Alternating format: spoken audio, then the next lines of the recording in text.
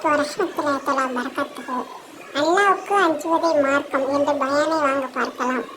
அல்லாஹ்வின் அச்சத்தால் நீ அழுது உன் கண்கள் நீர் வடிந்தால் வானவர்கள் மலக்குகள் உன்னை பார்த்து அழுவார்கள்.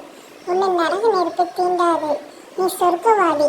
அல்லாஹ்வின் அச்சத்தால் அழுபவர் நரகம் செல்வதை கரண்டு பால் மீண்டும் மடியில் புகுவது போகவும், அதாவது அவர் நரகம் செல்வவே மாட்டார்.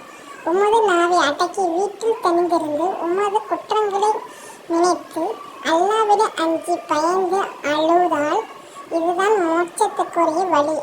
தனிமையில் அமர்ந்து அல்லாவை நினைத்து அழுது கண்ணீர் வடிப்பவர்கள் மறுமையில் அல்லாவின் அரசு நிலையில் கிடைக்கும். இன்னும் முஸ்லிம்கள் உலக சம்பந்தப்பட்ட விஷயங்களுக்கு அழுகின்றனர்.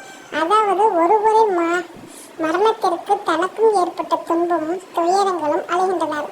பிறருக்கு ஏற்பட்ட கஷ்டத்திலும் அழுகின்றனர். ஆனால் தன்னுடைய பாவங்கள் நினைத்து அல்லாவை அஞ்சி பயந்து அவர்கள் அழுவதில்லை. தன்னுடைய மறு உலகம் வாழும் எண்ணி பார்த்து அழுவுகிறார். நரகத்தை பயந்து அழுவதில்லை. தன்னுடைய மனைவி மக்கள் அல்லாஹ் ரசூலுக்கு மாறுபட்ட நடக்கின்றார்கள்.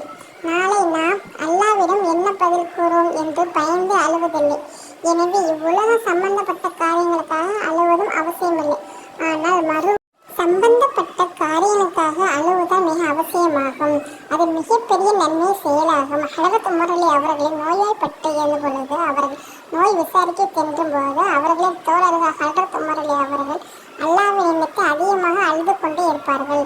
அழுது கண்ணீர் விழுந்தோடி அவர்கள் கன்னத்தில் இரு வரிகளாக பயந்திருந்ததை பார்த்து அதிசயத்தினர் என்பது வரலாறாகும்.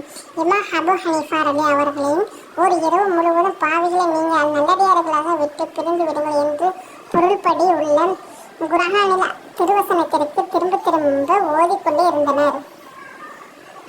இந்த பயான் உங்களுக்கு பிடித்திருந்தால் லைக் பண்ணுங்க, ஷேர் பண்ணுங்க, கமெண்ட் பண்ணுங்க, சப்ஸ்கிரைப் பண்ணுங்க.